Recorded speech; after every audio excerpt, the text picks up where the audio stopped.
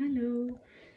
I just did a video in Spanish and now I wanted to do one in English, and I thought it was important to share because there's so much, well, with social media and just with so much noise in the world at the moment, and everything is trying to trap our attention because it's our attention is our energy. So if our if we're trapped with if our attention, if our energy is trapped in with all these different things, with like all these like sales things on social media, with all this just like information, like news, and we have very little energy left for ourselves and very little energy to know what is really important for ourselves. So we're sort of like bombarded with all these things that we need to be, that we need to know about, what we need to create. It's like this massive mess of like of information out there.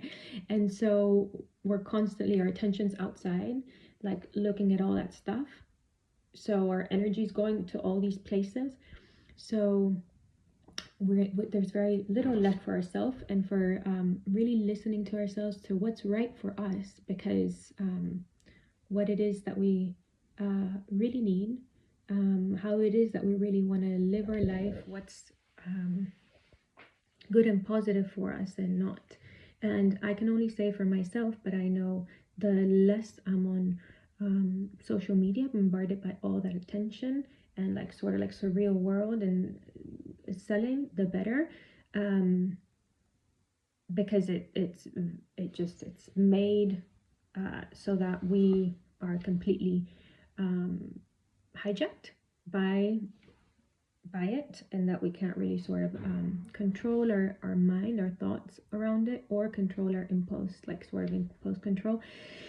And then the more like you're able to do things that keep you in your body, so sort of like out of your mental space. And because when we start like going onto those, we go into panic or anxiety more, because it's like our energy is being hijacked. So that brings us out into our mind and out of our body, which creates an anxiety or that sort of panic.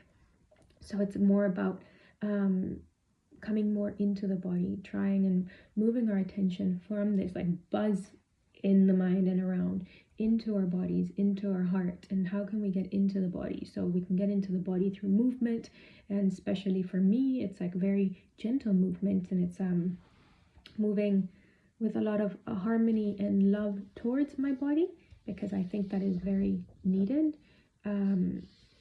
In order for us to open up spaces in a body that's contracted because of tension and trauma.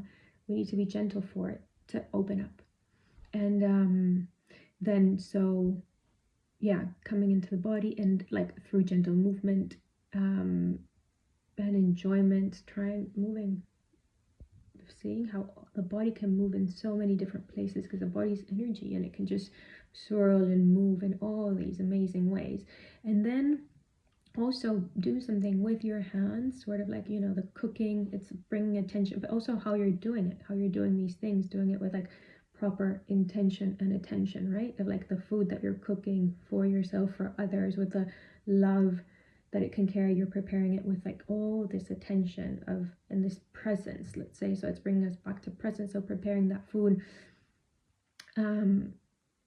with that presence, that intention, doing things with your hands, anything that's art, that's bringing, that it's in the doing, bringing into us, into the physical, instead of just being in the mental chatter or quarrel.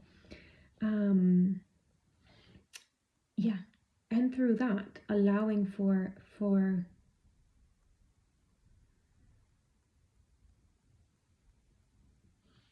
this through being in this presence, it's like allowing for your inner voice to sort of speak. You're like listening to your inner voice, to your inner self. What is it that you really want to do? What is it that you're really craving for? And so you're giving a space and attention for your heart to sort of speak, and for you to follow on, to follow that, instead of instead of being sort of hijacked by what the world and the noise outside wants you to do and be.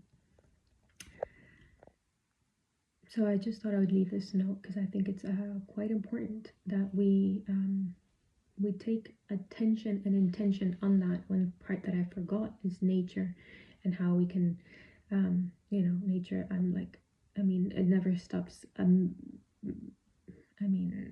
Amazing me how incredible the healing power of nature is. What it can do so quickly, how it can elevate our energy in terms of seconds, and when you hug a tree, how much information it can give you, how much love, how much the intel, the information that it's giving you is just like a tree shows us that groundedness. It brings, if you hug a tree, if you're in a very tense state, let's say, and you hug a tree,